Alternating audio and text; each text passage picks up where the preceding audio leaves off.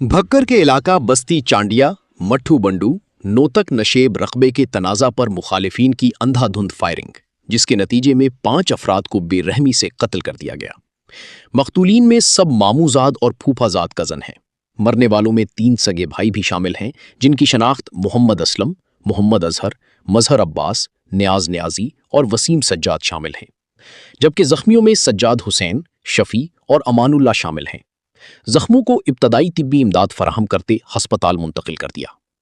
IG Punjab Abdul Karim का notice आरपीयू Sargodha से भक्कर में होने नाखुशगवार वाकया पर रिपोर्ट तलब कर ली है।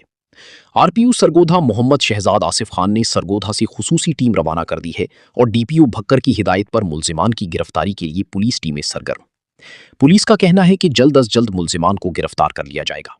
पुलिस अमन व अमान के क़याम और शहरियों की जानो माल के तहफ़्फ़ुज़ के लिए हर मुमकिन इक़दामात जारी रखे हुए है।